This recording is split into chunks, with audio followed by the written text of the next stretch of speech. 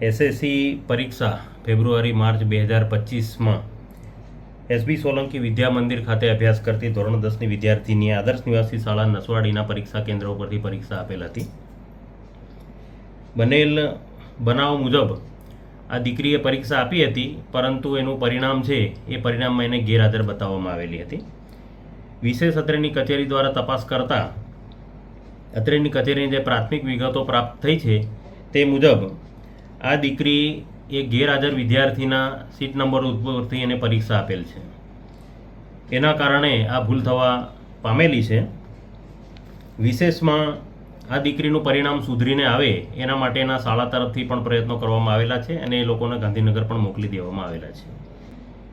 વધુમાં પ્રથમ દિવસે જ્યારે વિદ્યાર્થીઓ બેસતા હોય તો એવા તબક્કે એ લોકોને સૂચના આપવાની જવાબદારી કેન્દ્ર સંચાલક અને ખંડ નિરીક્ષકોની હોય છે. એ લોકોને પણ વિશેષમાં તાલીમ આપણે આપેલી હોય છે.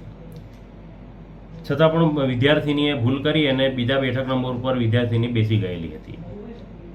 ત્યાર પછી ખંડ નિરીક્ષકોની પણ જવાબદારી એમાં બને છે કે વિદ્યાર્થીની હોલ ટિકિટ અને જે નંબર ઉપર બેઠેલી છે એનો નંબર ચકાસી અને પછી એ પ્રશ્નપત્ર વગેરેનું વિતરણ કરે અને આગળની કાર્યવાહી કરે.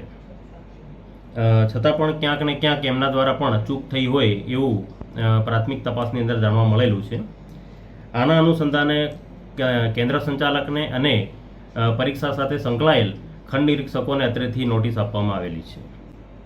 વિગતવાર અહેવાલ આવેથી નિયમ અનુસારની તેમના વિરુદ્ધમાં કાર્યવાહી કરવામાં આવશે. મિત્રો, આવા જ વિડીયો અને શોર્ટ્સ જોવા માટે આજે જ અમારી ન્યૂઝ રૂમ યુટ્યુબ ચેનલને સબસ્ક્રાઇબ કરો.